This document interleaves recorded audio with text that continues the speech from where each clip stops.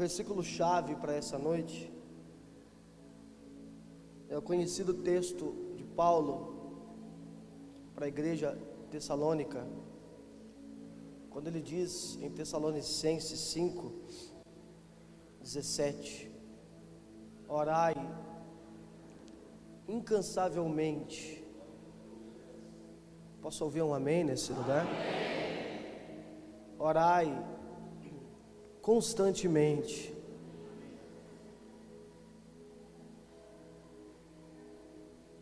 Nós vamos falar de oração hoje, e oração é um assunto que me fascina muito.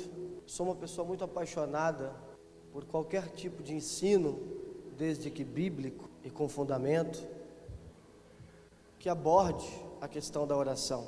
Lutero diz que a oração do crente é as lágrimas, a oração do crente é a lágrima, são as lágrimas da alma.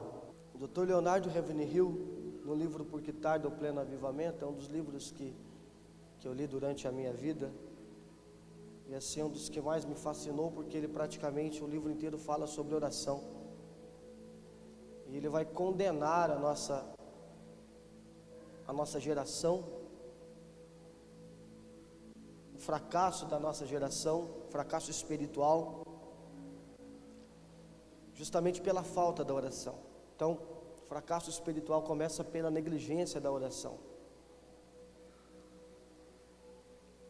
Ele vai dizer que uma pessoa que não ora, pelo menos 1 hora por dia, não vale 1 centavo. Sabe, querido, quando a gente cai, quando a gente peca no erro da falta da oração, a gente começa a fracassar como cristão. Nós poderíamos falar de oração aqui praticamente o ano todo, em todas as reuniões, que eu acho que, lendo a Bíblia, do início ao fim, citando cada herói da fé, nós poderíamos falar sobre a oração desses homens. Mais do que falar sobre oração nesta noite, o Espírito Santo quer ministrar o nosso coração, porque de repente a forma que a gente ora está errada. Jesus, ele vai falar qual é a forma correta de se orar, e a gente vai analisar um pouco o que o Senhor Jesus tem a falar a respeito disso, amém? Nós servimos um Deus, o apóstolo Paulo chama esse Deus de Deus invisível, e nós não podemos ver esse Deus, nós não temos essa condição de vê-lo, mas a gente sabe que Ele é real, que um dia nós o veremos face a face.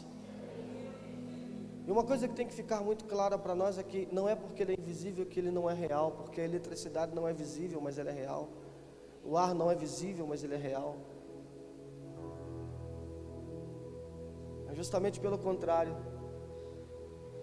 É a forma que a gente sente a eletricidade, o ar, a paixão, ela não é visível, mas ela é real.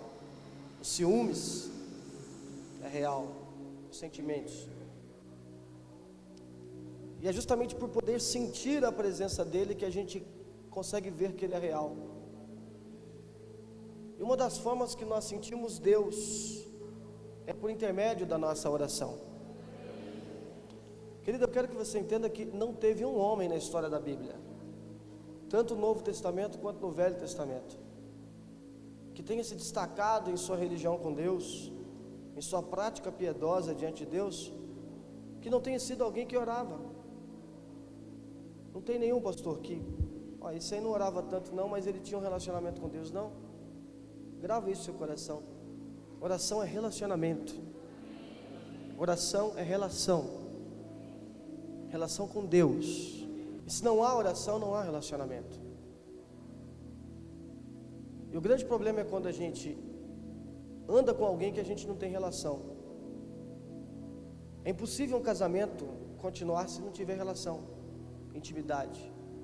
É impossível qualquer família, é impossível qualquer pessoa andar junto com outra se elas não partilharem do mesmo espírito, do mesmo sentimento, dos mesmos desejos, das mesmas vontades. Se elas não não partilharem do mesmo destino. E a oração, querido, ela por ser um diálogo, eu quero que você entenda isso, que oração não é apenas quando eu falo com Deus, mas oração é quando eu falo com Deus, mas eu também ouço Deus. E a oração, querido, partindo dessa premissa que ela é um canal de comunicação, ela é o que me aproxima de Deus e faz as minhas vontades se assemelharem com a vontade de Deus. O problema é que a gente tem em mente que oração é um tipo de reza, de mantra que nós praticamos quando a gente vai comer. Então vamos comer, então a gente tem que agradecer a Deus, ao sol, à mãe natureza, sei lá, as pessoas, pelo alimento que está aqui. Eu não estou dizendo que isso não é oração, mas não é isso, oração apenas. Sentar na mesa e agradecer a alguém pelo alimento que está ali. Ou quando você tem algum tipo de enfermidade, você dobra os seus joelhos naquele sinal de clemência e pede a alguém que cure aquela pessoa que está em dor. Eu não estou dizendo que isso não é oração, mas não é apenas isso. Aliás, a definição própria realmente de oração não é essa. Eu diria que oração, querido, é qualquer tipo de comunicação estabelecida entre você e Deus. E elas podem acontecer de diversas formas, seja através de palavras, seja através daquilo que você está ouvindo. Eu diria que oração é um relacionamento do qual você fala, Deus fala, você ouve, Ele ouve, você fala, Ele responde, você fala. E o Senhor Jesus, Ele vai então confrontar dois tipos de pessoas que oravam na sua época. E um tipo de pessoa que Ele vai veementemente confrontar era o seu povo patriota, que eram os judeus. Porque os judeus achavam que oravam. Os judeus achavam que a forma que eles oravam, eu não estou generalizando todos os judeus, tá? Era uma classe de judeus que ele chama de hipócrita. Alguns fariseus em si, não eram todos, tá? Mas a maior parte desses religiosos achavam que a oração deles era correta. E no outro extremo, Jesus ele vai condenar então a oração dos ímpios, dos pagãos, porque ao contrário do que muita gente pensa, os pagãos também oram. Toda religião há oração, até um ateu ora. Um ateu, quando está numa roda de discussão filosófica, aquilo é um relacionamento de comunicação do qual ele está tentando entender alguma coisa, por intermédio da ciência, por intermédio da lógica, por intermédio da racionalidade. Então todos oram. Só que Jesus ele compromete qualquer tipo de oração que não seja feita de acordo com o que ele determina. Você gravou essa frase? Jesus ele compromete qualquer tipo de oração que é feita do qual ele não determina, do qual ele não estabeleceu como princípio.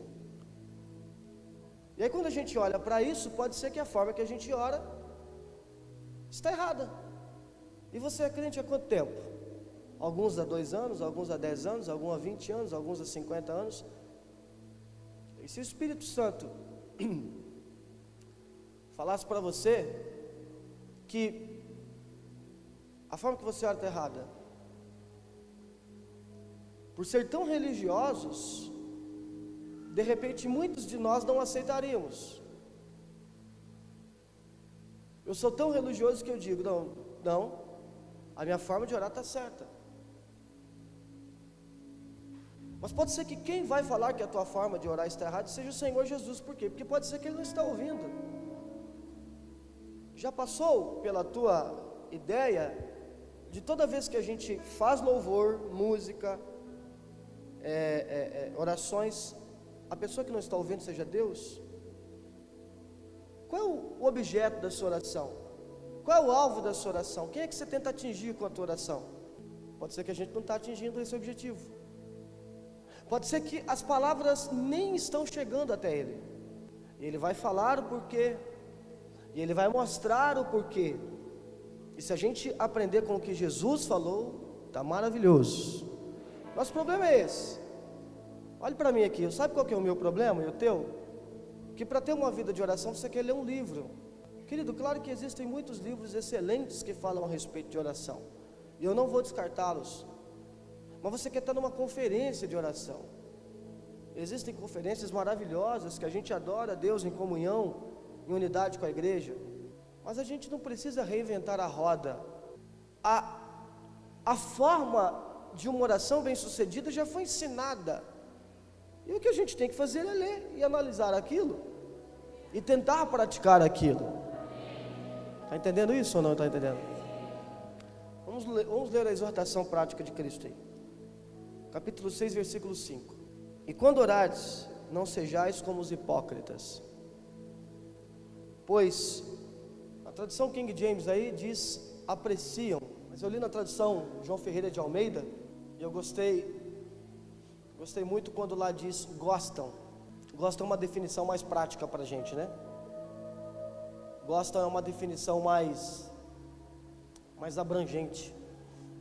Gostam de orar em pé nas sinagogas, nas esquinas das ruas, para serem admirados pelos outros. Tu, porém, quando orares, vai para o teu quarto, e após ter fechado a porta, orarás a teu pai. Tu, porém, quando orares, vai para onde? Quarto. E após ter fechado a porta, orarás a teu pai que está em secreto, e o teu pai que vem em secreto te recompensará plenamente. E quando orardes, não useis de vãs repetições, como fazem os pagãos, pois imaginam que, devido ao seu muito falar, serão ouvidos. Portanto, não vos assemelheis a ele, porque Deus, o vosso Pai, sabe tudo que tendes necessidade antes mesmo de pedir. Por essa razão vós orareis: Pai nosso que estás no céu, santificado seja o teu nome, venha a nosso teu reino, seja feita a tua vontade, assim na terra como no céu, pão nosso de cada dia, dá-nos hoje, elevado, amém. Pois se perdoardes aos homens e as suas ofensas, versículo 14, assim também vosso Pai celeste vos perdoará. Entretanto, se não perdoardes aos homens, tampouco o vosso Pai vos perdoará as vossas, amém? Glória a Deus. Jesus mira primeiro a classe religiosa, e ele diz: olha, quando vocês forem orar, por favor, não façam como eles não. Irmãos, você já imaginou, olhe para mim, se hoje Jesus, aconselhando um novo convertido, aconselhasse esse novo convertido a não orar como você? Você consegue imaginar isso? Ore, mas não como esse tipo de gente. Eu tenho comigo, querido, que hoje o papel de Cristo ainda continua sendo esse, e a exortação prática de Jesus ainda continua sendo essa, e através do Espírito Santo Ele ainda continua dizendo aos nossos corações: não orem como esses. E esse tipo de pessoa que Jesus ele vai apontar é um tipo de pessoa que gostava de orar. Querido, só para provar que nós somos pior que os fariseus, tá? Porque dentro da igreja cria-se uma cultura de ódio contra os fariseus, e a gente vive todo mundo falando: não seja fariseu, não seja fariseu, não seja fariseu, como se nós fôssemos melhores do que eles. Não, nós somos piores do que os fariseus, porque eles oravam bastante. A gente, além de se envolver na hipocrisia que eles se envolviam, a gente ainda não tem a mesma devoção e piedade que eles tinham, o mesmo zelo que eles tinham com a Torá. Então nós somos piores do que os fariseus, tá? E o Senhor Jesus, Ele vai apontar um tipo de gente que gostava de orar, para ver como a gente é pior que os fariseus. Nem gostar de orar a gente gosta. Não seja falso consigo mesmo, querido, você ora pouco. Não adianta você querer ficar bravo comigo, não sou eu quem estou dizendo para você, é o Espírito Santo. A falta de relacionamento com Deus está na cara. Por quê? Porque quando a gente tem relacionamento com alguém, intimidade com alguém, o perfil da pessoa começa a se alinhar ao nosso. A gente começa a falar igual, a gente começa a pensar igual, e a nossa dificuldade de agir como Cristo escancara a nossa falta de relacionamento com Ele. Então está na cara que a gente ora pouco. Você acha que o mundo não percebe isso? Que que a nossa oração basicamente ela é feita só dentro de uma igreja. Ser feito dentro de uma igreja não é problema, né? Porque a igreja ela pode ser móvel, ela sai do lugar. É feito dentro de um galpão, dentro de um ambiente, que a gente chama de templo. Mas repare que Jesus, mesmo o camarada que ora muito, ele vai chegar e vai falar assim: eles gostam de orar, mas a oração deles não tá alcançando o objetivo. Outro dia eu fiquei preocupado porque uma irmã chegou para mim e falou assim: pastor, tal pessoa, tem o gênio ruim, carrega ódio, carrega mágoa, fala dos outros. Mas ela gosta de orar, viu? Como gosta? Lê a Bíblia o dia inteiro, ora o dia inteiro. Por outro lado, como se muito tempo de oração determinasse que a pessoa é mais espiritual. E Jesus vai dizer: não. Passou o dia inteiro dentro da igreja, passou o dia inteiro com a Bíblia na mão, passou o dia inteiro orando, mas não alcançou o objetivo. O que vai pegar aqui, querido, é que, infelizmente, o que esses hipócritas faziam não era uma oração que supostamente estava alcançando o coração de Deus. Então, infelizmente, não era da oração em si mesmo que eles gostavam, não era do Deus do qual eles estavam orando que eles gostavam, mas o que eles gostavam mesmo era da oportunidade que a oração pública dava a eles para eles se exibirem. Isso é o que eles gostavam. Então eles faziam da oração deles o quê? Eles faziam da oração deles um movimento, um exercício de exibicionismo, de se mostrar para os outros. E o que a gente precisa entender, querido, que não havia nada de errado na forma que eles oravam. Não há nada de errado na forma que o judeu ora, reclinado para a parede, batendo no peito, mexendo a cabeça, andando de lá para cá. Não há problema nisso. Jesus ele não vai confrontar a forma de oração, ele não vai inventar uma nova regra e vai falar: não, agora a forma que se ora é dentro do quarto, ou seja, não é mais em praça pública. Se ele tivesse inventando uma nova regra, pode ser que as orações continuassem não sendo ouvidas, mesmo feito dentro do quarto. É uma coisa muito mais abrangente que o Senhor Jesus vai falar. Então a forma de se orar, seja ela no quarto, seja ela em praça pública, não é isso que Jesus está dizendo. Mas Jesus ele está desmascarando as verdadeiras motivações. E no caso deles, era essa: ser visto. Então, como é que nós devemos orar? Jesus ele vai dizer: entra no seu, meu Deus do céu, entra. John Stott vai dizer que nada destrói mais uma oração do que olhares de espectadores, olhares furtivos de espectadores. E aqui está o grande problema, querido. O primeiro erro que Jesus encontra é esse: quando a nossa oração ela está sendo feita para os homens, mas com a cara de como se estivesse sendo feita para Deus. E é isso que Jesus ele vai confrontar. Irmãos, se nós não estamos conseguindo ter um relacionamento a sós, sozinhos, nós e Deus, e nós estamos precisando de alguma coisa para intermediar o nosso relacionamento com Deus, significa que o que nós sentimos com Deus ainda não é amor. Se o Douglas começar a gostar de uma moça, mas ele precisar da minha ajuda para fazer com que essa moça goste dele, significa que o que ela sente por ele ainda não é amor. E o grande problema é que nós precisamos ainda de um ambiente favorável para adorarmos a Deus. E o que o Senhor Jesus vai condenar é isso. Não, o ambiente favorável para se praticar a oração é o quarto. Então ele está dizendo: é o seu coração. Estou à procura de verdadeiros adoradores. É isso que Deus está. Pessoas que vão adorar em espírito. Por quê? Porque Ele é invisível. Vão senti-lo, vão ouvi-lo no íntimo, na cerne, nas entranhas do seu interior. E aí a gente começa a se envolver com o paganismo, a gente começa a se envolver com religião, irmão. Não, porque vamos orar no monte. Irmão, eu estou pegando um ranço por esse negócio de monte. Você não tem ideia. Um ranço. Não é coisa da minha cabeça não, é o que eu vejo. E se tem uma pessoa aqui nessa igreja que sempre gostou de monte, sou eu. Monte que o pessoal vai no Cocaia, lá praticamente eu ajudei a inaugurar aquele monte há 15 anos atrás. Abri caminho com os irmãos com enxada lá. Aí você vai no monte hoje, querido, parece que você está chegando, me perdoe se você é católico, mas parece que você está chegando em Aparecida do Norte. É um paganismo praticado pelas pessoas, querido, que você não tem ideia. Eu não tenho dúvida que Deus não está naquele lugar. Não, mas porque se a gente precisa de uma oração forte, a gente precisa ir no monte, tá? A gente gasta 2 horas para chegar ao monte, ora 30 minutos e gasta 2 horas para voltar. Se a gente tivesse ficado parado no lugar que a gente estava, a gente tinha orado 4 horas e meia. Outro dia eu vi um pastor falando, não, eu vou orar nos céus de Jerusalém. Por quê?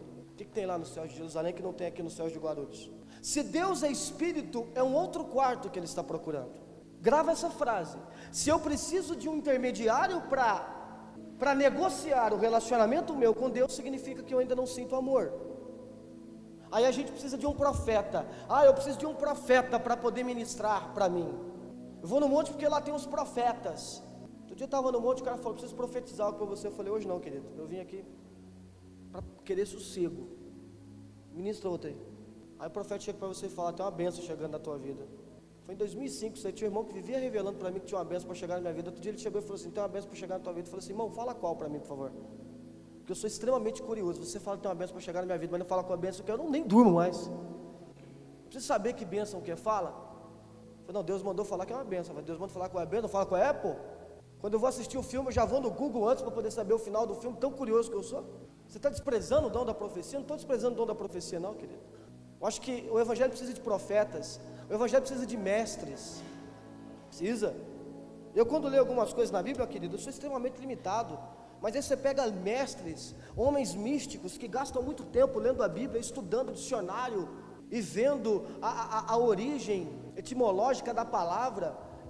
Mestres como John Stott, como John Piper e muitos outros que existem aí. A gente precisa desses mestres, desses professores, dos profetas. A gente precisa do evangelista, do pastor. Mas o que Deus precisamente está dizendo aqui, mas quando se trata de amor, de relacionamento, a única coisa que pode mediar o meu relacionamento com você é a oração, é o Espírito Santo. Por isso que ele fala, por isso que ele diz o quê? Vão orar em espírito, em verdade. Por que em espírito? Porque a Bíblia fala que é o Espírito que nos auxilia na nossa oração. Então é com o Espírito Santo que a gente ora. Aí você vem aqui, irmão, aí o irmão Douglas está cantando, eu tenho aqui liberdade para falar, porque ele é meu filho espiritual mesmo. Não tem aquela voz erona ainda, porque ainda está em fase de crescimento, né? De aprendizado. Não está tão legal, sabe por quê? Porque a bateria não é microfonada, sabe como é que é, né? Aqui então, o ambiente aqui é meio pobre. Você precisa estar no show do Dunamis, irmão, para você poder adorar. Aí você sente a presença de Deus. Você precisa de um cara cantando e fazendo tanta firula para você falar, nossa, senti a presença de Deus. A gente precisa de um cantor cantando? Claro, é bacana. Se estivesse aqui hoje, você acha que eu estaria aqui hoje? Eu mandaria ele cantar, canta aí, irmão. Mandaria ele cantar tanto que a boca dele ia até secar. Pegar um cantor que eu gosto, canta aí, irmão. Só que a minha vida com Deus não é mediada por ele. Só que parece que às vezes a gente porque você tem tanta disposição para algumas coisas que você caracteriza Deus, só que para outras você não tem, querido. Aí vamos lá, tem o irmão Douglas cantando, segura a mão de Deus, ô troço ruim. Pois é. Jesus está falando assim, eu quero um quarto. Por que Jesus ele quer um quarto? Porque quarto é lugar de intimidade. Eu quero um quarto.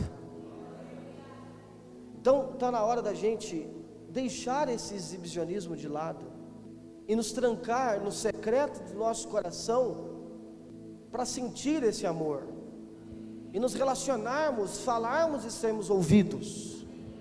Intimidade, a palavra já fala intimidade, um relacionamento exclusivo, limitado.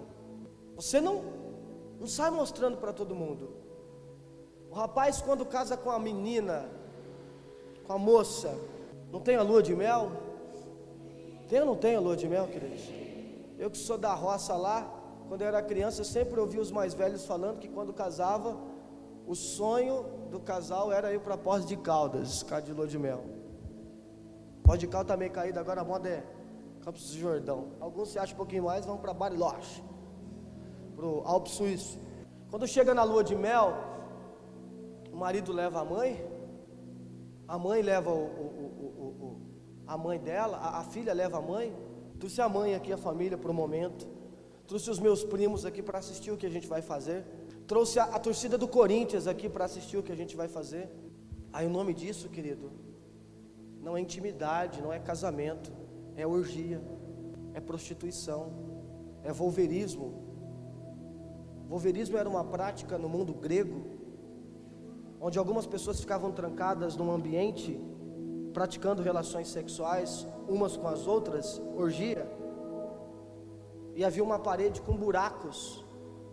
Estuda isso história, ou lê o livro, porque Casa da Favorita de Deus, ele cita o volverismo. E outras pessoas ficavam olhando pelo buraco e tendo excitações por aquelas que estavam lá dentro, praticando o ato. Isso são atos impuros, do qual a própria Bíblia condena.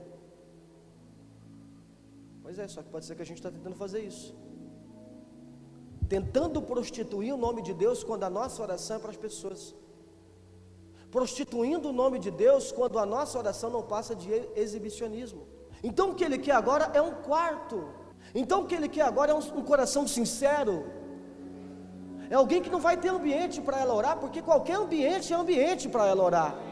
Claro que tem lugares que eu gosto de orar mais, que me motivam a orar, mas se eu não tiver isso, eu tenho o amor e isso é suficiente. Nunca me esqueço, uma vez eu estava numa reunião e o pastor estava cantando, e as músicas assim não se alinhavam muito com o meu estilo. A gente é um pouco mais jovem, né? O pastor era um pouco mais velho, isso já tem tempo, já tem uns 10 anos, já nem sou tão jovem assim, quer dizer, nem sou jovem mais. E aí um amigo cutucou eu e falou assim: nossa, cara, não dá para orar aqui não, vamos embora. Eu falei: por quê? As músicas que estão cantando aí. E na hora o Espírito Santo me dirigiu para exortá-lo, e eu falei: cara, Daniel orava na Babilônia. Como assim você precisa de um ambiente para poder orar? O ambiente para se praticar a oração é um coração puro, reto, temente. Amém, queridos? É isso que Ele está esperando. Então que a gente possa nos lançar nesse secreto, nos lançar nesse movimento de intimidade com Ele. Intimidade, essa é a sinceridade do qual o Senhor Jesus está esperando de nós, querido, em nossa oração. Sabe, querido, eu vou falar uma coisa para você. Alguns cristãos conhecem tão pouco Jesus, que se Jesus passasse perto dela hoje, ela não notaria, porque tem praticado tão pouco relação com Ele, intimidade com Ele. E Ele está dizendo: venha me conhecer, entra no quarto, vai ficar eu, você, e eu vou falar, e você vai me ouvir, você vai falar e eu vou te ouvir. E o problema é justamente esse. O problema é que são muitas vozes intermediando a voz de Deus. Sabe, querido, nós temos uma cultura capitalista, e dentro, estuda isso, economia, história, administração. Dentro dessa cultura capitalista nós temos a figura de um atravessador. E o atravessador é alguém que atravessa a sua relação com uma outra figura, para barganhar o negócio. Repara que a GM faz o carro, mas você não vai lá na GM buscar o carro. A GM faz o carro, aí tem uma empresa que vai pegar o carro da GM, que vai vender, um vendedor que vai vender para uma concessionária. E aí você não vai na concessionária, você compra o carro, não, tem um vendedor na concessionária que vende o carro. Entre a fábrica e você tem uns 3, 4 intermediários. Tem produtos que ainda tem muito mais atravessador. E o que o Senhor Jesus está dizendo é isso. Eu não quero atravessadores, negociadores entre a minha relação e com você. E a gente gosta do atravessador, a gente gosta do negociador. As pessoas estão pagando caro. Há uma cultura na nossa realidade hoje chamada coach. E o coach é uma praga que entrou dentro da igreja para fazer negociadores ricos. Porque agora tem pastor que tem um segredo do crescimento ministerial. Como é que você pode me afirmar que tem um homem que tem o segredo do crescimento ministerial, querido. E aí você vai atrás de alguém, porque aquele cara tem um crescimento da vida sentimental, porque aquele outro tem o segredo, e você fica atrás desse segredo, o segredo para cantar e mover anjos. Não, eu preciso ir porque, pois é, o relacionamento com Jesus ainda não é suficiente. Sabe aquele rapaz que ainda não gosta muito da moça? Então eu não vou ficar sozinho com ele não. Se eu ficar sozinho com ele, não vou ter papo, não vou ter conversa. Então traz outra pessoa para a gente se sentir melhor aí. É isso que nós fazemos com Deus. Nós não amamos ficar sós com Ele, porque ao que dá a entender, ainda não há elo de amor. Mas quando a gente descobre que Ele é a pessoa mais legal, alegre, divertida, feliz, amável, que nos entende, linda, poderosa, quando tudo que há de mais belo na face da terra é extravagante e abundante no caráter dele, eu duvido que você não gostaria de ficar ao lado da pessoa mais bela, mais amável, mais cheirosa, mais linda que existe na face da terra. Você não gostaria de sair nunca de perto dela. Essa é a pessoa do Senhor. Glória a Deus, aleluia. Ele está dizendo: eu visualizei um quarto que a gente possa entrar, um quarto que só tenha eu e você. Aleluia. E a gente despreza esse quarto. Glória a Deus. Nós esperamos no quarto.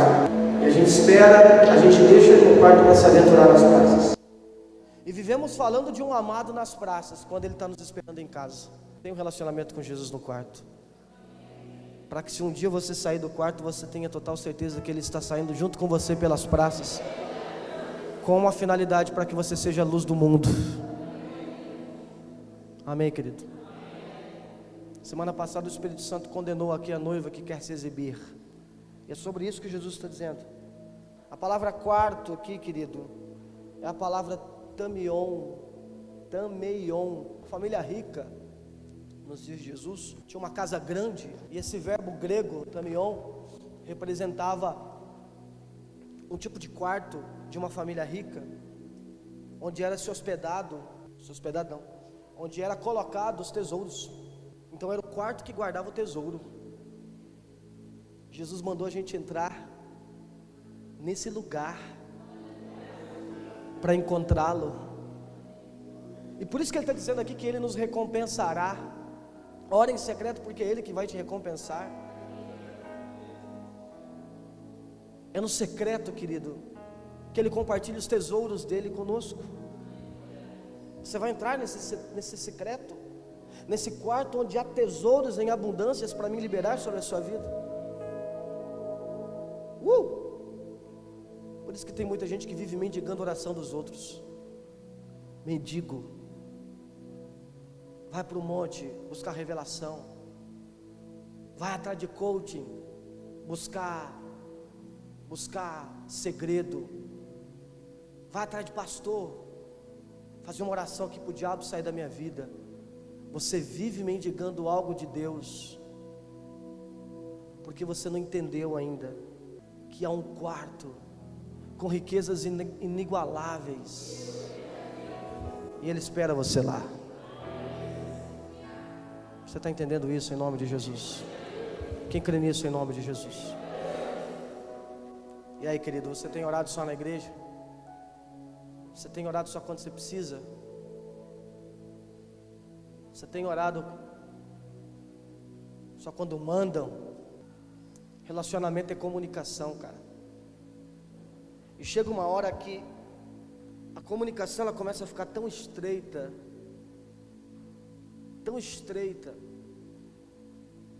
e a Juliana, às vezes a gente conta piada um para o outro, ela está 10 metros de distância de mim, no olhar, no gesto que eu faço, eu conto a piada para ela e ela ri de um lado e eu ri do outro. Então a piada que já está sendo alimentada tem 15 anos, 10 anos, relacionamento, não precisou falar nada, só um gesto, lembrou de algo, pois é. O problema é que a gente acha que oração é o negócio mais formal possível. Tem que ter roupa, tem que ter...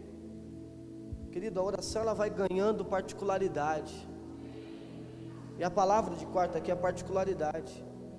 E tem vezes, querido, que você está em oração, que você começa a chorar sem falar nada, mas você sente a plenitude do Espírito Santo ali, ouvindo algo, falando algo. Isso é oração. Amém, queridos? É isso. Intimidade, é particularidade.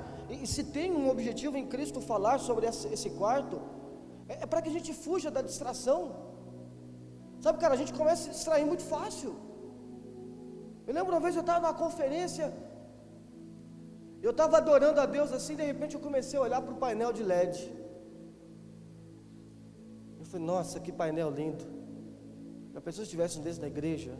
Olha, só com esse painel aí já ia aumentar uns 500 membros na igreja. Olha, começa a distrair. E Jesus, ele vai censurar a distração. Opa, não me distrai não, deixa o cara no momento dele com Deus. A gente se distrai facilmente. Daí então entra a questão do monte. Jesus, quando subia para orar no monte, é para ficar sozinho.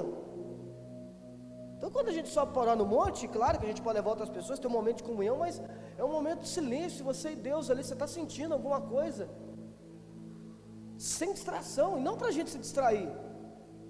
Tem churrasquinho de gato hoje no monte. Estou mentindo? Churrasquinho de gato. Que os dias vão começar a vender cordeiro lá. Vão vender cordeiro para os irmãos sacrificar lá em cima. Isso é um negócio que era para tirar a distração e agora dá a distração. Publicidade, faixa, campanha de 7 semanas no monte, com o profeta de dente de ouro. Não tem lá, estou mentindo? Campanha na igreja tal, 7 semanas, pastor tal, venha. Chegando panfleto. Olhe para mim. Alguma coisa está nos distraindo, para que a gente não olhe e se relacione apenas com Jesus. Porque se você se relacionar com Jesus, você não vai precisar de intermediário. Só que os homens gostam de intermediar. Eu como homem, não, eu quero que você venha aqui, porque eu tenho o segredo do que é avivamento. Eu tenho o segredo do que é adorar. Já percebeu que toda conferência de adoração, todas elas vendem a conferência como se fosse a única? Inclusive eu aqui. Só que você tem uma vida com Deus, eu não vou precisar disso aí. Aí o cara que não gosta de orar já fala, então não precisa ir, pastor. Eu não estou falando que você não precisa ir, irmão. Você pode ir para orar em comunhão, mas a tua vida com Deus é independente daquilo. É da gente parar com essa mendigância de oração, irmão. E da gente sentir fome por se relacionar com Ele. A palavra dele diz, abra a boca, eu te encherei, rio de águas vivas fluirão dentro de você. Querida, a igreja do Senhor parece que está saciada. Parece que a gente está saciado. É hora da gente orar em casa, orar no carro, em todo momento está orando. Tessalonicenses 5,17, orai constantemente, orai constantemente, orai constantemente. Quem crê nisso em nome de Jesus, querido? Eu quero que você entenda, querido, que a ênfase do Senhor Jesus sobre a necessidade de orar no segredo não se deve ser levada com ênfase, tá? Então se a gente extremiza isso aqui e a gente vai interpretar isso aqui com literalismo rígido e achar que agora tem que orar só no quarto, que não pode orar em público, então Jesus estaria incorrendo de um próprio farisaísmo do qual ele mesmo condenou. Então Jesus não está chegando e falando assim, não pode orar em praça pública, porque ele e seus discípulos adoraram em praça pública. Só pode orar no quarto, mas ele orava no monte. O que o Senhor Jesus está advertindo é, onde está o teu coração enquanto você está orando? Amém? E aí ele pula para outro extremo, e ele vai citar quem? Os pagãos. E ele vai dizer, então quando vocês forem orar, eu sou apaixonado por esse tempo de oração, porque a gente começa a falar, irmãos, o Espírito Santo vai falando tanta coisa, é tremendo. Falar de oração é falar de um dos principais assuntos para o cristão. E ele vai dizer o seguinte, olha, vocês não podem ser como os pagãos, porque os pagãos ficam em vãs repetições. E o verbo que ele vai usar aqui é o verbo batalogeu, e ele não aparece outra vez na Bíblia, só nessa ocorrência. E era como se fosse um termo pejorativo. Para nós é como se fosse tagarelar. tagarela, o que fica falando blá, blá, blá, blá, blá. Querido, Jesus não podia estar proibindo todo tipo de repetição, porque Ele mesmo repetiu a sua oração. Ele orava incansavelmente. Nunca me esqueço, uma vez eu estava na igreja assim, varrendo, tinha um amigo meu que, o cara gostava muito de oração, foi uma das pessoas assim que eu mais visualizava assim, ter uma vida de oração, e eu queria ter uma vida de oração, porque eu via assim, que a oração gerava realmente frutos na vida dele, do caráter de Jesus. Eu mirava ele assim para ter uma vida de oração, mas o nosso líder não era assim um cara que focava tanto em oração. Eu estava varrendo assim, o líder chegou em mim e falou assim: vem cá, quanto tempo faz que ele está orando? Já tem umas 3 horas já. Aí ele ficou bravo, ele era bem bravo. Aí foi lá e cutucou ele e falou: irmão, para com isso, que isso é vãs repetições. Aí o irmão estava orando, beleza, parou. A gente acha que vãs repetições é isso, irmão, é orar 1 hora, 2 horas. Porque se você levar isso aqui ao extremo, o que é a oração que Deus espera? Deus abençoe minha mãe, meu pai e minha avó, eu te agradeço porque tu és grande, obrigado, estou esperando a tua volta, fiz isso com o coração, amém. Não. Desenvolveu relacionamento com isso aí? Não desenvolveu. Ah, pastor, mas tem gente em casa que não fala muito. Você que pensa, irmão. Toda pessoa muito quietinha perante os outros, tem alguém que ela conversa, tem alguém que ela fala, tem alguém que ela tem liberdade para conversar. Tem gente que você olha para ela e fala: nossa, essa pessoa é quietinha. Outro dia eu vi uma irmãzinha aqui da igreja, quietinha, mas estava conversando com a amiguinha dela, e estava num fogaréu, irmãos. E eu falei para ele: você fala, é? Eu achava que você nem falava. Ih, pastor, esse menino fala mais como da cobra. Mas com alguém que ela tem identidade. Jesus está nos chamando para a gente desenvolver essa identidade. Amém? Então não pense você que não é orar. O que Jesus está dizendo aqui, querido, é que os pagãos, prestem atenção. Vamos lá no texto que Jesus ora 3 vezes, senão você fica... Jesus orou muito mesmo? Orou, vai lá.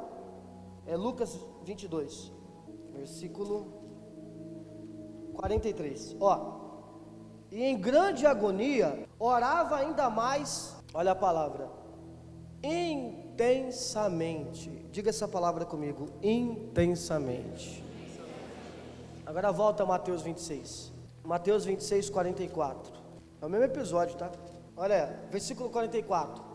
Olha aqui no telão. E retirou-se o quê? E foi orar por quê? Proferindo o quê? Então Jesus repetiu as palavras e orou 3 vezes. Então Jesus, ele não estava proibindo a repetição, ele estava proibindo as palavras sem pensar, as palavras sem sentido. E Paulo vai falar em Coríntios que ele orava no Espírito, mas ele orava na mente, na razão.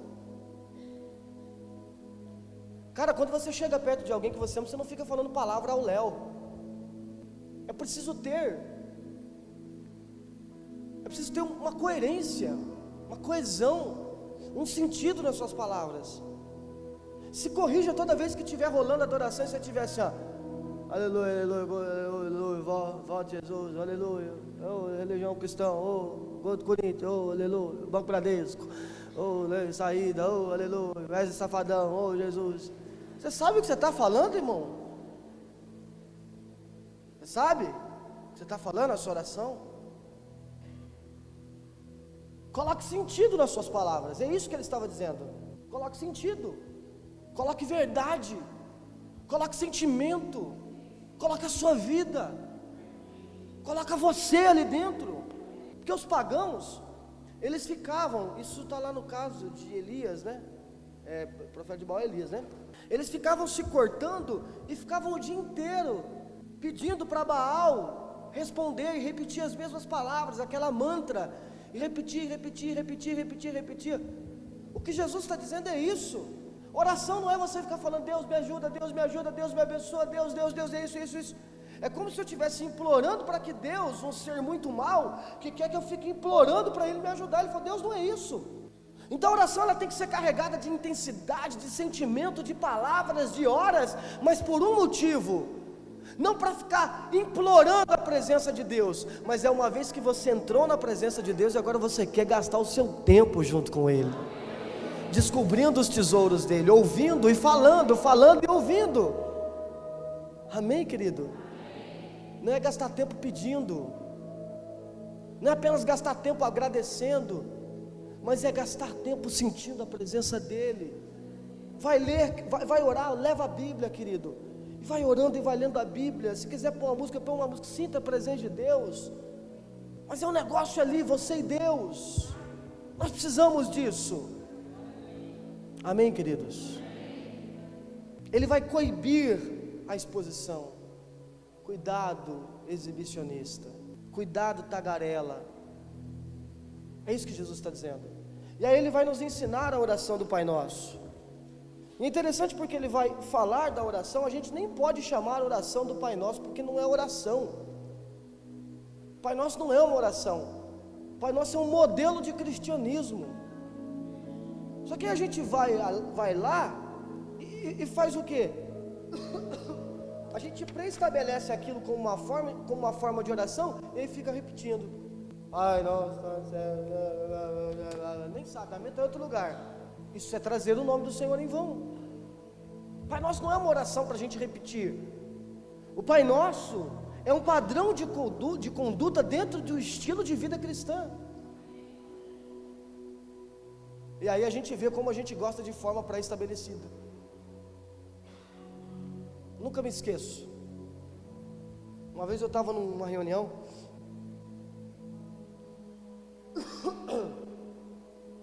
Estava adorando e tal. Aí tinha um rapaz que estava adorando comigo. Aí uma hora eu comecei a bater a mão assim junto com ele. Irmãos, a igreja começou a bater palma. Uma coisa de doido.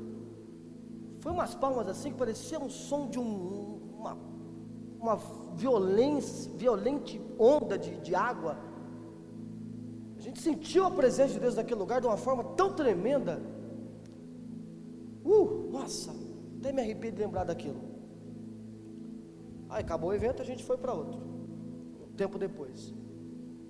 Aí eu senti que ele estava ministrando e ele tentou fazer a mesma coisa. Falou com a palma, mas não estava fluindo igual no outro lugar. Ele começou a ficar meio irado. Aí começou a ensinar. Irmãos, é assim. Não rolou. Tommy Tenney diz no livro Casa Favorita de Deus que outra vez o avô dele chamou ele para pescar e levou ele para pescar. E eles chegaram num lugar e aí começaram a pescar. E ele pegou muitos peixes com o avô dele. Não, com o avô dele não, com o pai dele. Um tempo depois ele quis fazer uma média com o filho dele. Falou: filho, eu sei pescar, vou te levar para pescar. Ele levou o filho para pescar no mesmo lago. E ficou lá no lago o dia inteiro, não pescou nada. Aí chamou o pai dele e falou: pai, fui no mesmo lago, não consegui pegar nada, passei vergonha perante meu filho. O pai dele levou ele de novo e falou: filho, vem cá. E aí parou o barco. Falou: olha para cima. Aí tinha um galho. Esse galho aqui é o local ideal. Aqui é o lugar que os peixes ficam. Eu estou me dirigindo nele. Aí começaram a pescar e pegaram muitos peixes. A gente precisa entender, irmãos, que a gente estabelece formas erradas para nós orarmos, como esse exemplo do cantor. Então vamos sentir a presença de Deus, vamos fazer o que aconteceu do outro. Não. A forma correta, pré-estabelecida para se sentir a presença de Deus, é o padrão de conduta, de estilo de vida ensinado por Jesus. Mas a gente pré-estabelece o que os homens ensinam. Bom, então agora para sentir a presença de Deus, parede preta, luz, ambiente e worship, pede guitarra com delay, a gente sente. Tá a galera aí, que é a galera do worship, que acha que a adoração é só isso. Que se tiver um pad, uma guitarra, o cara cabeludão com tatuagem, para ser mais moderno ainda, né? E agora vai sentir a presença de Deus. Se chegar um cara lá do sertão com a viola, falar: vamos adorar. Não, com viola não adora. Viola 10 cordas não adora, não. Não, tem que ser nesse estilo. Isso são formas estabelecidas pelos homens. Não, a adoração é desse jeito. Quem falou? Adoração assim que faz. Não, querido, adoração é quarto, é secreto, é íntimo, em espírito e em verdade. Estou ali lavando louça, querido. Pode ser que você seja arrebatado em oração ali e sinta a presença de Deus lavando louça. Mas quantas vezes você ora lavando louça? Limpando a casa, trabalhando, dirigindo no trânsito. Aí a gente deixa para praticar relação com Cristo só na igreja. Só que chega aqui na igreja, querido, olha o tanto de gente que tem, e a gente não consegue estabelecer relacionamento com Ele, porque sempre que a gente fala com Jesus, está no meio de um monte de gente, e sozinho. Jesus quer ficar sozinho com você. Jesus quer ensinar a você uma forma para que você sinta a presença dEle estabelecida por Ele, não estabelecido pelas pessoas. A gente gasta muito tempo lendo livro, vendo o pastor falar, vindo na igreja, sendo ministrado. Como eu disse agora há pouco, precisamos disso. Precisamos de mestres, profetas, professores, pastores, evangelistas.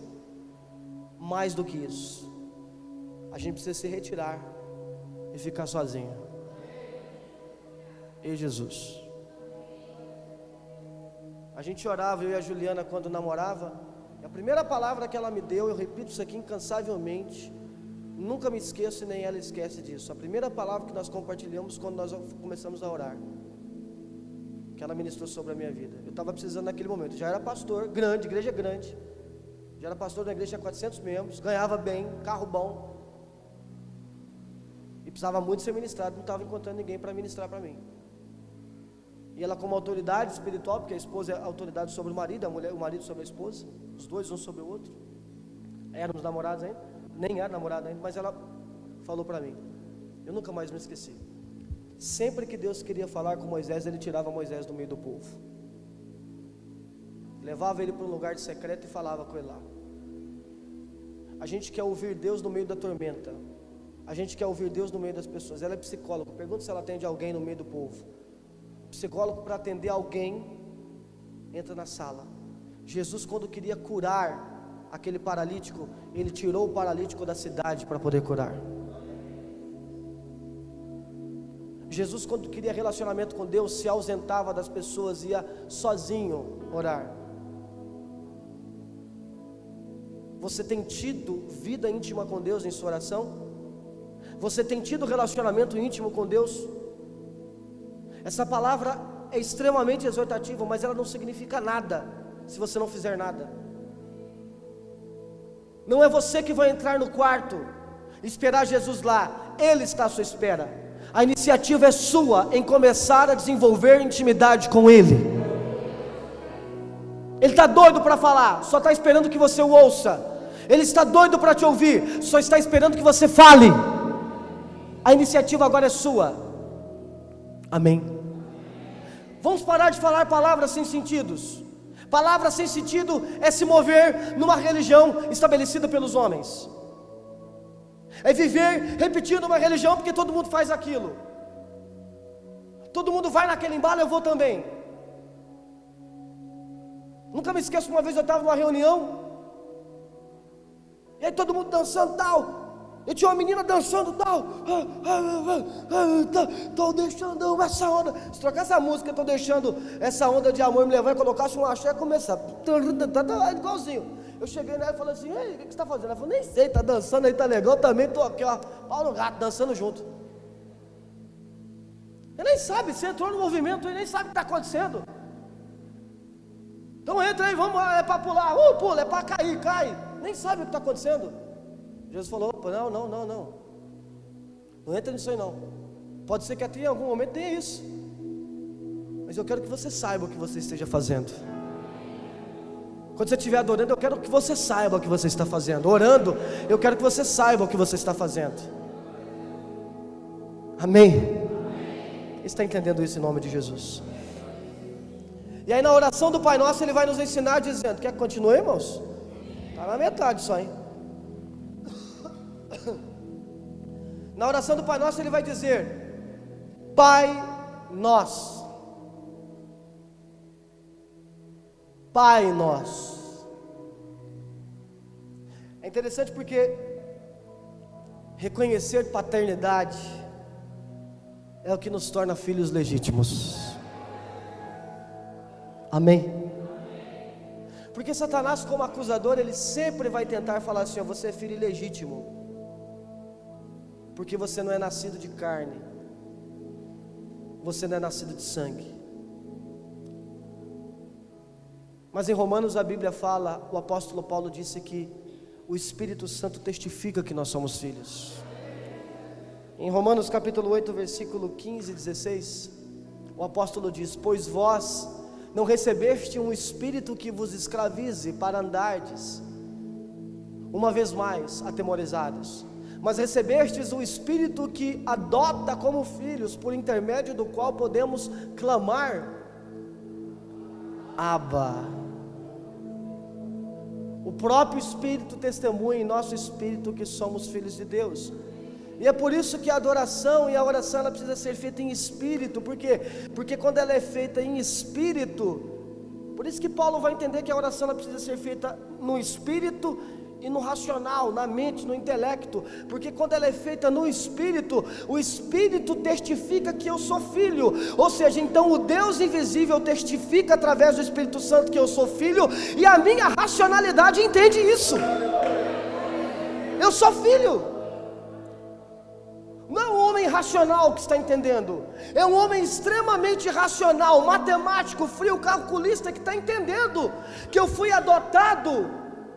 E não foi uma simples adoção, mas foi uma adoção movida a sangue, movida a novo nascimento, a batismo. Por isso eu chamo ele de pai.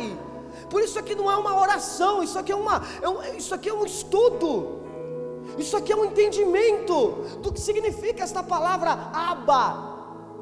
E a palavra Abba é uma palavra encontrada no aramaico, usado apenas por Jesus e os seus discípulos para descrever um pai muito chegado.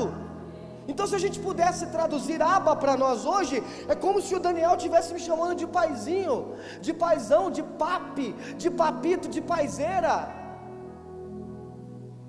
de um tipo de nome que só eu e ele consiga identificar, de tanta intimidade que há.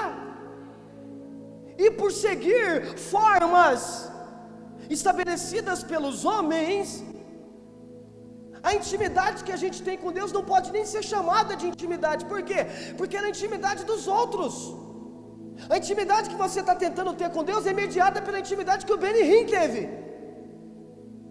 que o pastor tal teve. Mas ele teve a intimidade dele com Deus porque ele precisava daquela intimidade. Mas Deus, por ser um ser excelso, supremo, onipresente, Ele quer ter uma intimidade com você com a qual Ele não teve com ninguém, a ponto de você chamar de Abba. Ou seja, só você me identifica assim, só eu te identifico assim. Ele te conhece no mais secreto seu. Ele conhece pensamentos seus que nem você mesmo conhece. Secreto, intimidade. Amém? Oração não é aquela forma litúrgica, não é aquela forma tradicional que me ensinaram. É assim. Oração é liberdade.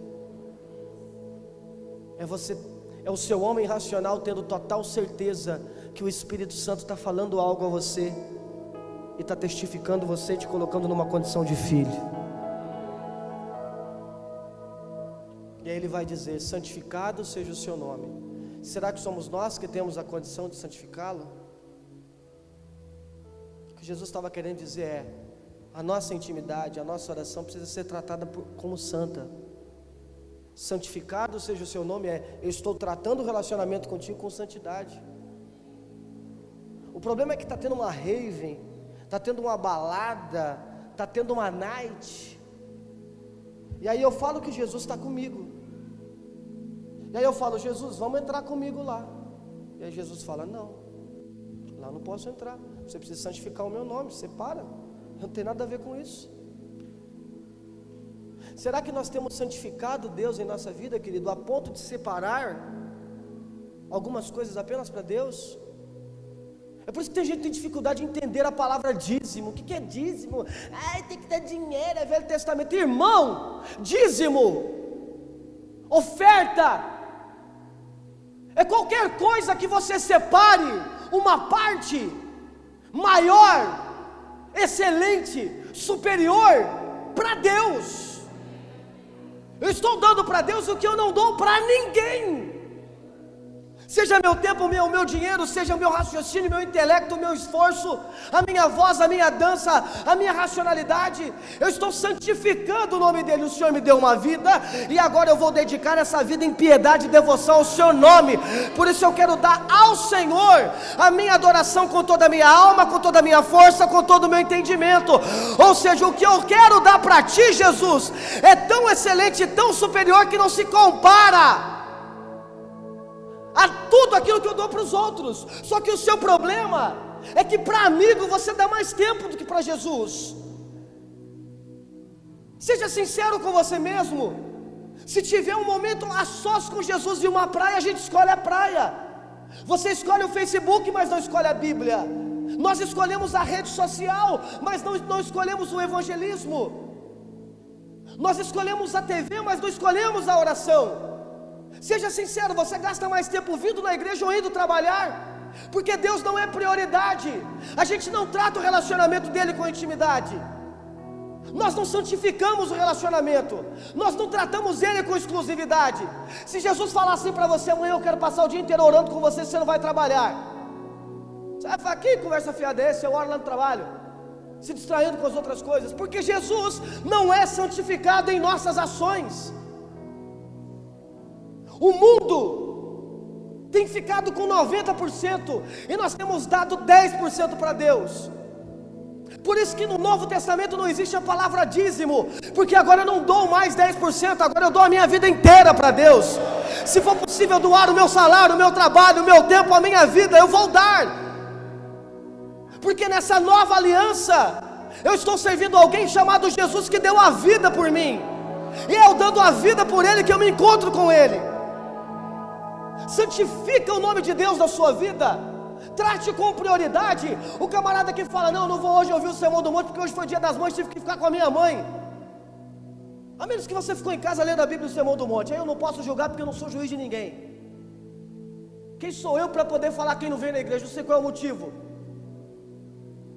Caso não haja um motivo real, se você trocou Jesus por TV, por Faustão, por qualquer outra coisa, você está deixando alguém dentro do quarto, trancado com tesouro, para ir se aventurar e mendigar o que o mundo pode te dar.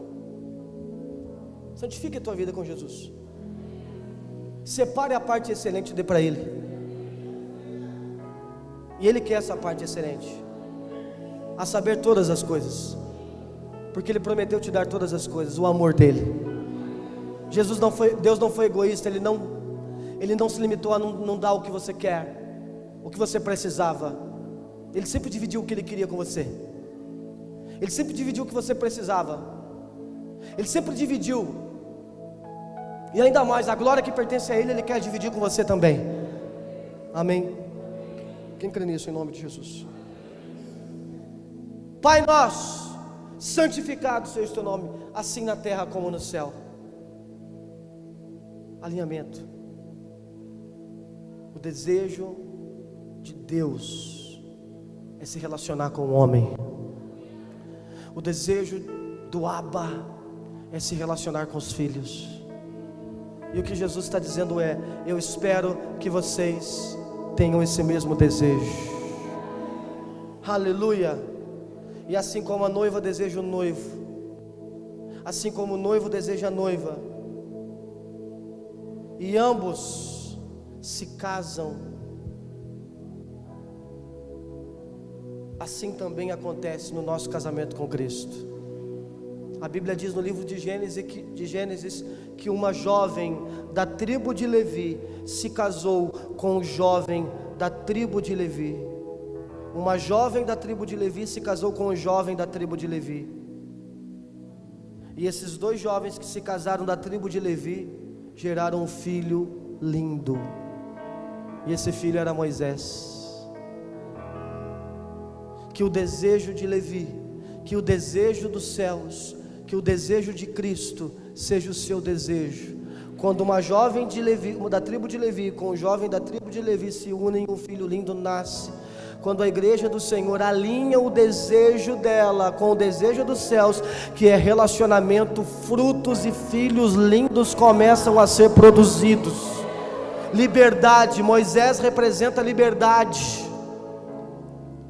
Mas o problema é que há alguém querendo se relacionar, mas a gente está ocupado demais.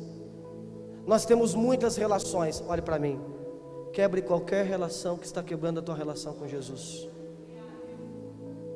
Quebre, é imperativo isso. Quebre qualquer relação. Eu gosto muito desse namorado. Quebre a relação com qualquer pessoa, com qualquer instituição que está quebrando o teu relacionamento com Jesus. Quem está entendendo isso, diga graças a Deus.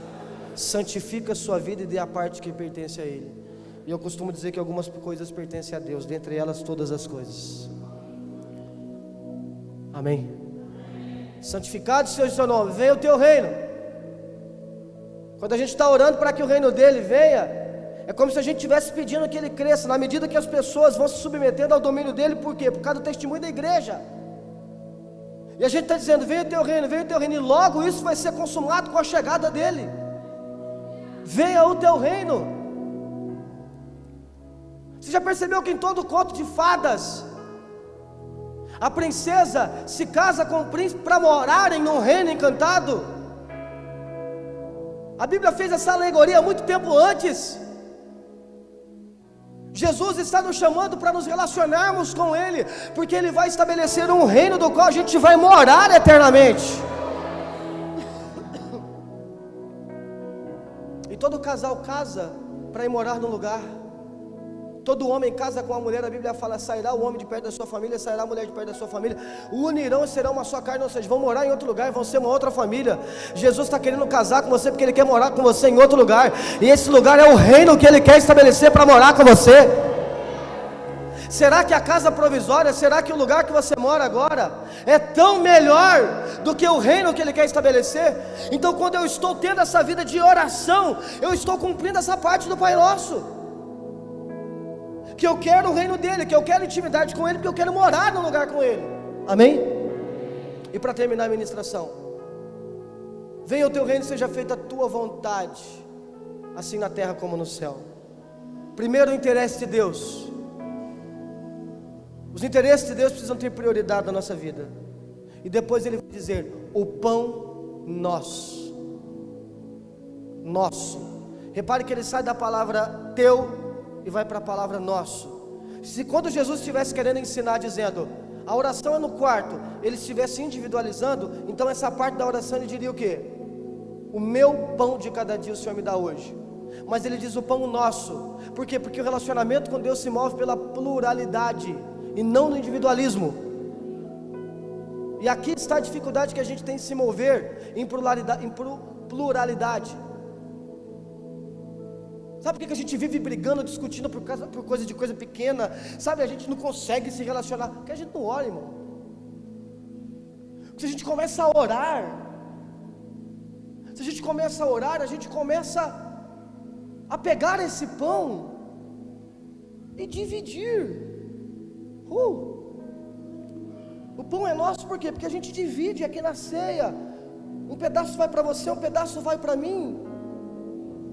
É isso. A dependência é de Deus. Já aconteceu na sua casa quando você ganha chocolate? Lá em casa quando a gente compra ou ganha chocolate, aí fica eu, Juliano, Daniel, experimenta esse. Esse tem pistache. Pistache é maravilhoso. E esse? Esse tem avelã. Que delícia. E esse? Esse tem rum. Rum é do diabo, tal. Então come aí, tal. Que delícia. Esse aí, esse é ferreiro, não sei o que lá. E fica um comendo um pedacinho do outro. O pão nosso, ele está querendo dizer, eu dou a intimidade, eu falo em intimidade com você, mas quando você se relaciona com o outro, você sente algo, ele sente algo.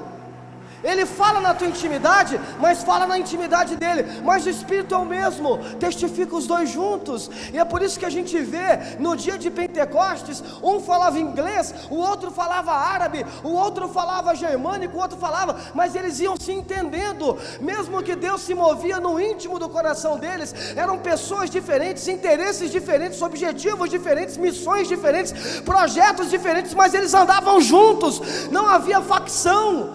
Porque era o mesmo Espírito que falava no coração de todos individualmente, tornando todos o mesmo corpo de Cristo. Isso é muito pesado, querido, porque você agora tem seus interesses. Eu tenho a minha vida com Deus, eu tenho o meu interesse. Não, você não podia ter os seus interesses. O seu interesse tinha que ser o interesse de Deus. O meu interesse tinha que ser o interesse de Deus. E por a gente escolher o mesmo interesse, que é o interesse de Deus, a gente andar junto. E por isso que é difícil andar junto. Por isso que às vezes o pastor está andando numa posição, a igreja está andando em outra. Às vezes a igreja está querendo andar numa posição e o pastor, a liderança, está andando em outra. Porque Deus não fala individualmente, porque se Ele falasse individualmente no seu coração, Ele alinharia a todos no mesmo propósito. Amém, querido? Deixa Deus falar individualmente no seu coração. De repente é assim que Ele vai alinhar o teu casamento de novo. Porque a tua prioridade vai ser a prioridade dele. E agora o pão que ele te der, você divide, que é o amor. Alguns dos comentaristas da antiguidade tentavam colocar esse pão na condição de um pão espiritual. Não, isso é pão físico mesmo. O que Jesus estava querendo dizer é: quando você está num relacionamento comigo, você demonstra a dependência que você tem de mim. Pão dos anjos, é isso. Ele quer nos dar um pão. Jesus é o pão da vida. A Bíblia fala que o povo de Israel, eles andavam pelo deserto, caminhavam pelo deserto, mas eles iam comendo maná, que era um tipo de alimento que era suficiente para eles, que era necessário para eles viverem e chegarem na terra prometida. Querido, nós somos esse povo de Israel. Hoje vivemos no deserto. Tem crente orando para sair do deserto, querido, mas deserto é lugar do crente. O mundo é um deserto, a gente foi chamado para viver nesse deserto.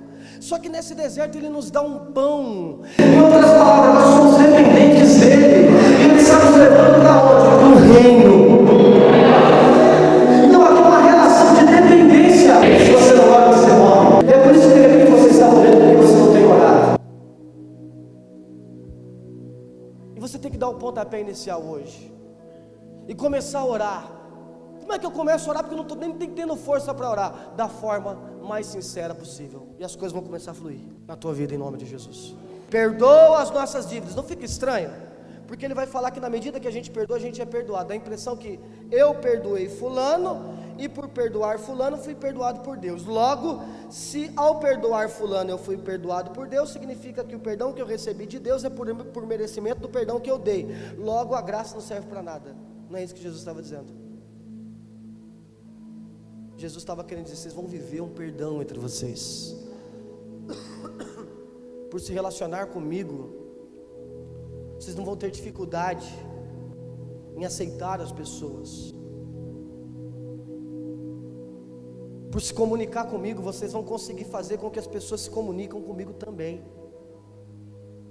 O problema é que às vezes a gente... Vou falar de Deus, vou falar de você para Deus, tá? Querido, você não fala nem de você para Deus. Cuidado quando você fica com hipocrisia falando que está orando pelos outros lá no relógio de oração, tá?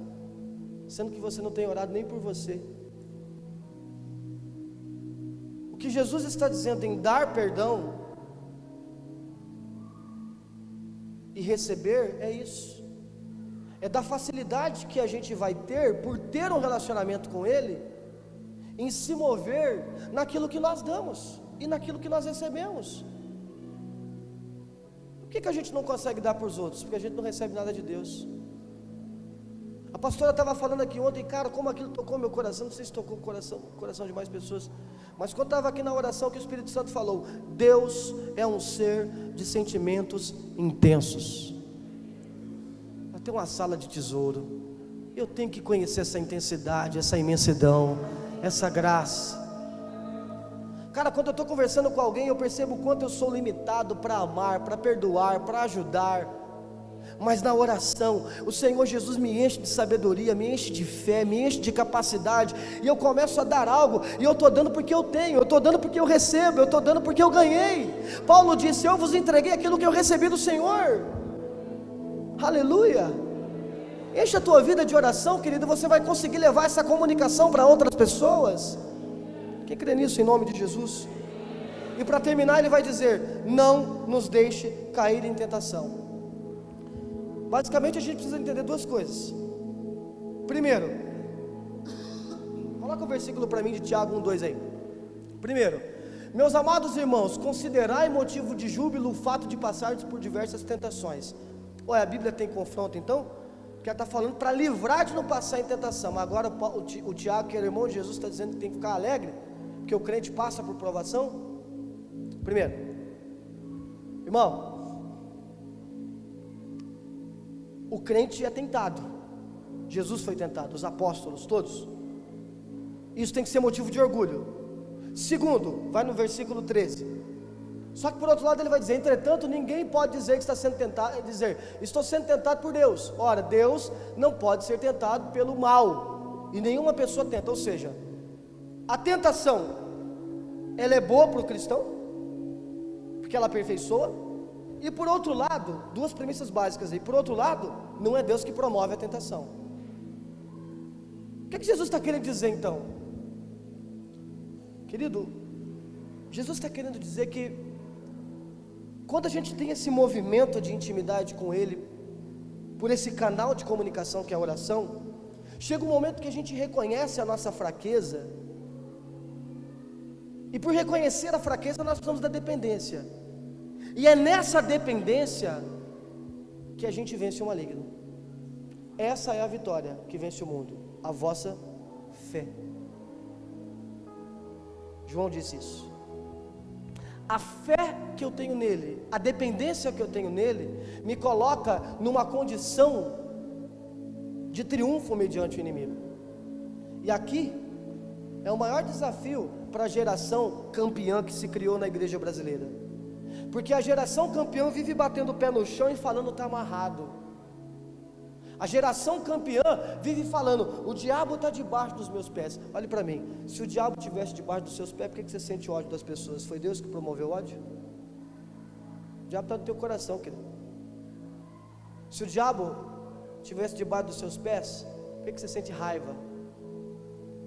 Por que ele coloca sentimento de pecado? O diabo não está debaixo dos nossos pés. A Bíblia fala que o Deus da paz esmagará, futuro, esmagará Satanás sobre os nossos pés. Isso é escatologia. Você não vem na aula de escatologia, precisava vir para aprender isso. Ele esmagará no futuro Satanás debaixo dos nossos pés. E qual é a condição hoje? A condição da igreja hoje é de dependência, porque o diabo não está amarrado. Ele tem sim o poder limitado, não pode colocar morte, mas ele age bramando como leão, procurando a oportunidade. E a posição da igreja é orar, estar no colo desse papai, ser dependente dele, porque aí, ao nome de Jesus,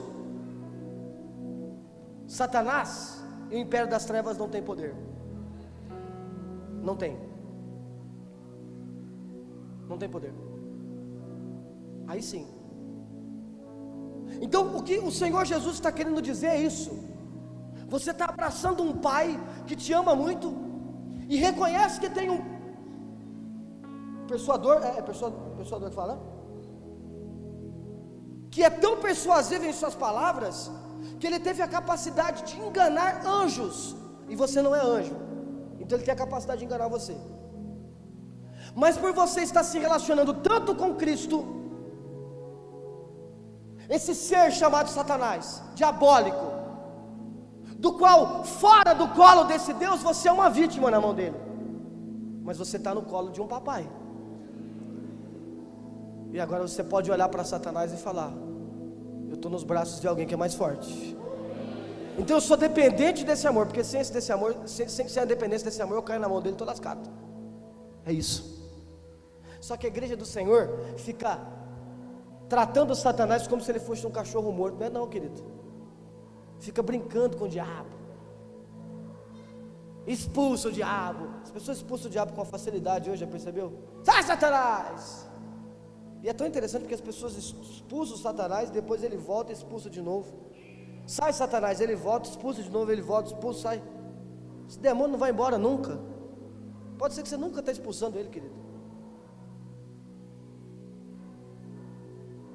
E aí, querido, o que a gente entende aqui é que Jesus está querendo dizer, olha, é maligno. Lá em Judas capítulo 9, a Bíblia fala que nem o arcanjo Miguel quis discussão com ele. Ele disse que o Senhor te repreenda. E aí a gente vai para uma batalha com o Satanás, mas não tem relação nenhuma com Jesus, vai sozinho. Só vai com a religião, expulsando, usando jargão, ensinando o que a religião nos ensina. Aí a gente se arrebenta mediante a ele. Só que a gente não quer reconhecer o nosso erro e vai vivendo uma vida de aparência. Reconheça a sua fraqueza e que Satanás é forte, que a tentação é forte. A cocaína pode pegar a qualquer momento, camarada. A prostituição, a morte, o inferno, Satanás, olhe para mim aqui. Satanás quer acabar com a tua vida a qualquer momento.